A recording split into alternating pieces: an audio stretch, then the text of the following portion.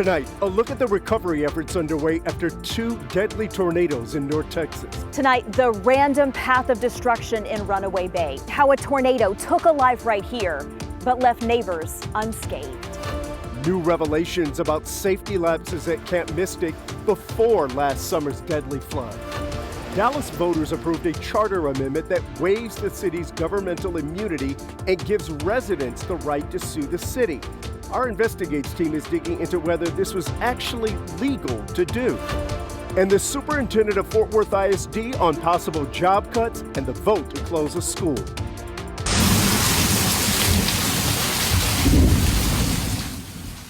We begin with severe storms moving out of North Texas right now. This is a look at some of the hail that fell in Richardson just a few hours ago. Thank you for joining us. Several neighborhoods have been hit hard with hail. Yeah, most of it's been quarter to golf ball size, but we are seeing reports of larger pieces. Here, take a look. Sports reporter Jonah Javad just sent us this hailstone from Rockwall. You see how big it is compared to a wiffle ball. And John Rhodes shared this photo of quarter to golf ball size hail in Garland. Let's get to Pete with a look at where these storms are now. There aren't any storms right now, Cynthia, and that's good news. And I like it when our sports guys have sports stuff to compare hailstones to. So that's good information right there. All quiet. I mean, there's not a drop of rain falling across the Metroplex right now. Matter of fact, all of North Texas is currently in the clear. The severe thunderstorm watch that was in place until 2 o'clock in the morning. Don't know why it went until 2 o'clock in the morning, but that's been canceled. That thunderstorm watch is no longer in effect. It has indeed been canceled. The thunderstorms that we had around, they have all fizzled out. I mean, right on schedule. About an hour after sunset, they all died, and now all quiet for the overnight. Here's midnight tonight. Nothing happening at all. 7 o'clock tomorrow morning, it's still quiet. But remember, we do have a WFA weather alert day in effect for tomorrow. It's going to be different than what we had today and a little different than what we had on Saturday night.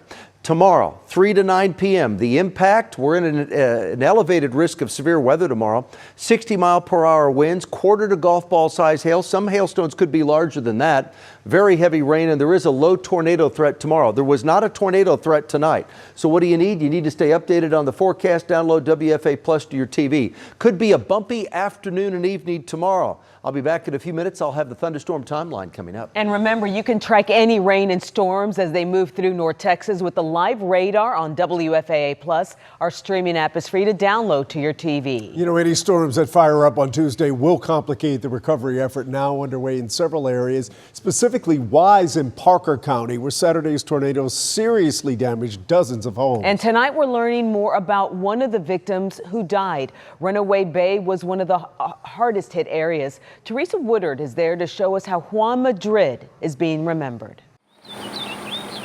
It lasted 4 minutes. It was not like any storm that I'd ever seen. 4 minutes that will forever be remembered. A lot of times where it just stopped and it was dead silent, and then it picked right back up in full force. I did that a couple of times. Camry Gunter hid under a mattress with her 9-year-old daughter. They came out unscathed. Some Runaway Bay homes were barely touched, some leveled. The National Weather Service says the tornado was on the ground here between 9:03 and 9:07 p.m. on Saturday. In that very short window of time and in this very spot, one of Camry's neighbors was killed. Juan Madrid was a father, a landscaper, a Wise County resident for 20 years. His mobile home, no match for 130-mile-an-hour wind. From the ground and the air, it's hard to see where it even stood. I just feel like it could have easily been us, so I want to do as much as I can for those families. Hearts of Runaway Bay recovery is already underway, but some of the scars from 4 minutes of hell will never heal. I can't get over the fact that I still have chickens. All of my chickens are accounted for, but right next door, somebody lost their life. In Wise County. I can't wrap my head around it. I'm Teresa Woodard. And over in Parker County, they're still picking up the pieces in Springtown. A 69-year-old woman was killed in her mobile home. Tonight, we're getting our first look at new video of the destruction. And nearly a third of the community still has no power right now. We just checked with officials in Springtown ISD. Schools will remain closed tomorrow to give families more time to navigate the recovery. Tomorrow, state lawmakers will continue with a hearing on Camp Mystic's emergency response to the deadly flooding last summer. 25 campers and 2 teen counselors died in the flooding on the 4th of July. One investigator has interviewed 150 survivors and said Camp Mystic was severely underprepared. He testified that there were no emergency trainings or drills conducted beforehand, and the camp did not have access to ladders or even life jackets. While the adults did the best they could, it wasn't enough. This was heroic, no question about it. I mean, and they needed to get to higher ground, but it wasn't a plan. It wasn't a safe plan. Camp Mystic is facing several civil lawsuits. Lawmakers are trying to decide if the camp can reopen, and if so, when and under what conditions. In November 2024, Dallas voters approved 2 controversial charter amendments. One mandating the hiring of nearly 900 new police officers. The other, billed as a citizen enforcement measure, stripped away the city's protection from lawsuits. It's the second one that's thought to be a first of its kind move nationally, giving residents the right to sue their own city. Our Investigates team has been digging into whether this was actually legal to do. And in trying to understand the author of those amendments, Tanya Iser traveled to a tiny town outside San Antonio where a radical vision for government took root. Drivers on I-35 see his face outside the small South Texas town that re-elected him mayor last year. He's also one of the authors of charter amendments shaking up Dallas City Hall. To some, he's a bold civic pioneer. Decades of experience in municipal law. To others, an experimenter using cities as laboratories. Why would a man make laws for Dallas when he doesn't even live there? Cities are subdivisions of the state. That man is Art Martinez Devada, a San Antonio lawyer who wrote 2 amendments to the Dallas Charter that are thought to be the first of their kind nationally. He crafted them for Dallas Hero, a nonprofit funded in part by hotel mogul and GOP political megadonor Monty Bennett. Because of the crime problem. The measures mandate Dallas spend millions to hire and keep a minimum 4,000 officer police force in an era of declining crime, and also allows residents to sue their own city. Experts say Dallas is the first city in the country to vote away its immunity to lawsuits. Dallas is just Martinez Devara's latest laboratory for local government. His first testing ground, Von Army, Texas, the 2-square-mile so-called Liberty City near San Antonio. We were blessed with this unique opportunity to experiment with democracy. Okay. Thank you, Judge. All right. In 2008, Martinez Devada led the push that resulted in the city's incorporation. We banded together to form one of the most unique cities in Texas. Businesses are moving in, and the news of big things happening in Von Army is spreading. His vision, no property taxes, minimal rules, maximum freedom. How has that worked out? Yeah, I'm sure you've driven around. There's nothing around here. What is there? What liberty is it? What's keeping us afloat are the 2 big truck stops we have at the corner. We didn't have nothing before we were a city. We have the same amount that we had when we were not a city than we have now. There was a lot of promises made and not kept. Promises like a sewer system. They're still arguing over how to pay for it. The town's residents rely on septic. A lot of us are on fixed incomes. But what if getting a sewer system and ending the reliance on septic tanks required city property taxes? That's an option, but that's not how Art sees it. Hey, Mayor, I'm Tanya Iser with Channel 8. I'm not at liberty to make a comment right now because of the pending litigation. Well, and part of our story is also focusing on Von Army. You know, we're just really curious about this little town. I can't because I know it's all tied in. In 2024, he was there when Dallas Hero marched 170,000 signatures on charter amendment petitions into City Hall.